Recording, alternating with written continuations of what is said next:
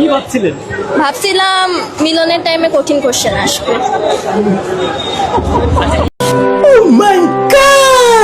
অনেক এক্সাইটেড ছিলাম, রাতে ঘুমাইতে পারি নাই। কেন ঘুমাতে পারেন না? বেশি এক্সাইটেড ছিলাম, ফার্স্ট টাইম ছিল যে এর জন্য। শুনে মনে করলাম মিলন সাহেব আসবে, কিন্তু সে আসেনি। বলেন কি? তার জন্য আমরা অপেক্ষা করব। মিলন স্যারকে ধন্যবাদ দিতে চান কিনা এত সহজ করার জন্য? অনেক ধন্যবাদ দিতে চাই আমাদেরকে এত কষ্ট দেওয়ার জন্য।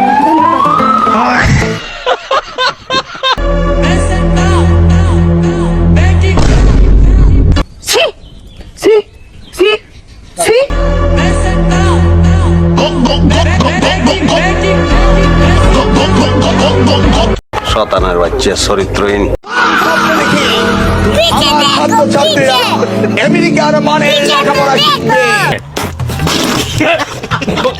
ওই মানের কারিকুলাম দিবে, ওই মানের বিশ্ব তাদেরকে উপস্থিত করবে, সেই লেখাপড়া আমি তোমাদের দিতে চাই। না শোনা গো আমার। আচ্ছা, মিলন আঙ্কেল, আমাদের হেলিকপ্টার মিলন আঙ্কেল চায় যে আমরা পড়াশোনার সাথে মিলন করি। আমাদের হেলিকপ্টার মিলন আঙ্কেল চায় যে আমরা পড়াশোনার সাথে মিলন করি। বলেন কি?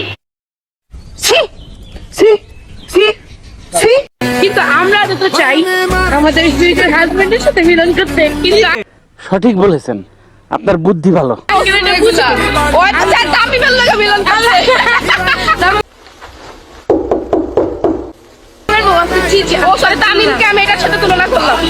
আর আমি নিচে নিচে আর আমি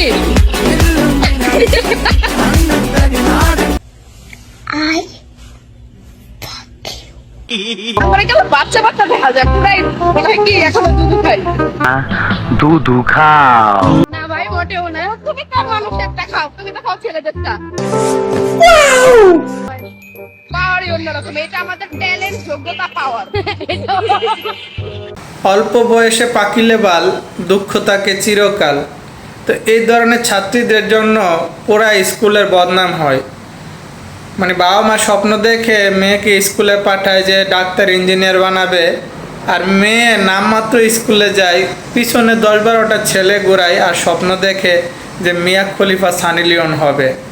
মানে আধুনিকতার নামে বর্তমানে শিক্ষা ব্যবস্থা খুবই খারাপ দিকে যাচ্ছে এই ধরনের কিছু মেয়েদের জন্য। আবার অনেক ছেলে দেখবেন যে এসএসসি পরীক্ষা দিয়ে দিতেছে, তবু তারা সিঙ্গেল, একটাও প্রেম করতে পারে নাই।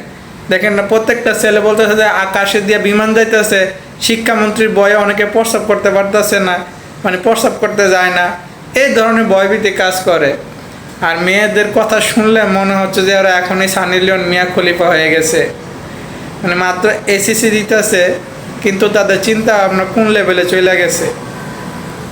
2600-2700 ছাত্রের সাথে কম্পিট করে তুমি এই জায়গাতে, এই প্রতিষ্ঠানে এসেছো, ভর্তি পরীক্ষায় টিকেছো, তোমার অনুভূতিটা কেমন ছিল?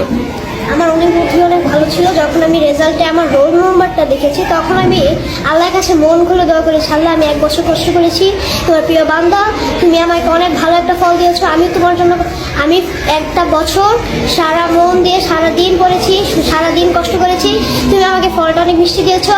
এবং আমি তোমার কাছে দোয়া করি যে আল্লাহ তুমি আমার পাশে সবসময় থেকো, আমি তোমার 5 ওয়াক্ত নামাজ আদায় করব, আমার জন্য সবসময় আমার পাশে থাকবে।